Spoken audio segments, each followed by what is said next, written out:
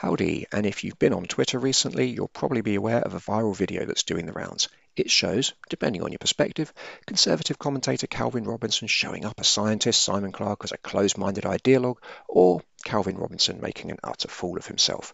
Now, seeing as I'm not a grifting contrarian arsehole, I'll obviously be coming out on the side of Professor Clarke in this case. However, the video does raise some interesting points for me with regards how we consume media. But what's really interested me is the popular idea that Calvin Robinson is stupid or a victim of the Dunning-Kruger effect, where people overestimate their abilities. I personally think that Calvin's very bright, fully aware of his limitations in this area, and I'd even go so far as to say he actually won, in inverted commas, this debate. If you've seen the video, you're no doubt going to disagree with me, but please, hear me out. The first thing to say is that Calvin's arguments are ridiculously weak, essentially non-existent. They're basically this. Here are a handful of unverified anecdotes about people disagreeing with the scientific consensus. Therefore, the scientific consensus is wrong.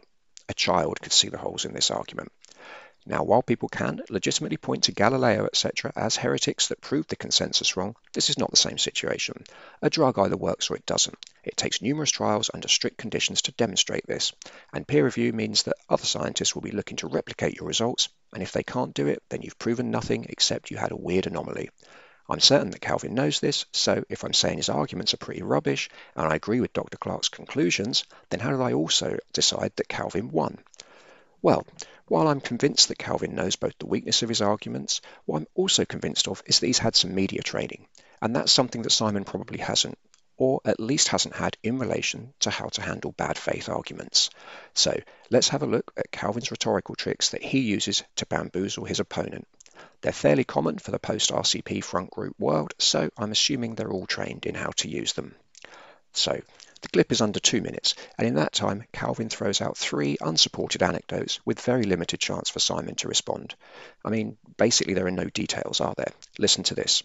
Yale University is well respected around the world. Harvey Rich, PhD, Professor of Epidemiology at Yale, says the evidence of the benefit of HCQ used in high-risk outpatients is extremely strong. So are you saying you don't want to see the evidence or you don't want to believe the evidence? So we know nothing about what made this professor have that opinion. What we do know is that individuals can be wrong, even experts. That's just life. One person saying something is of no interest. Where's the evidence behind this claim? None's provided. Interesting. Okay, so what about ivermectin? Ivermectin, again, even the manufacturers say it doesn't work. But again, we've seen high cases of this working very well in developing countries, but also in Japan. Lots and lots of evidence of it working there. Now we've heard about lots of evidence in developing countries. Like what? Well, it's not provided. And in Japan? Well, what's the evidence? Not provided again. Again, these are just anecdotes. And at this point, there's under 15 seconds of the interview left. How can Simon possibly refute these random unverified claims? He just can't. And that's exactly why, to Calvin's audience, he's won. But the coup de grace is coming right up. A huge bait and switch, a smashing left hook. I'm interested to hear why every time I speak to you, you say there's no evidence of this working, but when we show you evidence, you seem to not want to take it on board. Now he's provided the evidence and Simon's ignoring it. Excuse me.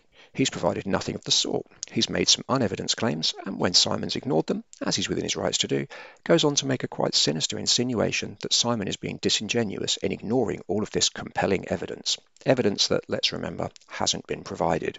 But the point that I'm certain that Calvin wins is when Simon refers to the general consensus of opinion, and it's not just me, is that this doesn't work.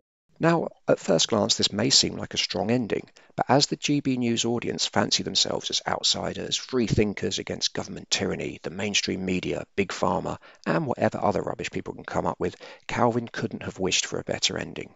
You heard it here first, folks. This guy goes with the crowd. What a sheep. Wake up. Take the red pill. It's me that's the outsider you should listen to. Bravo, Calvin, you despicable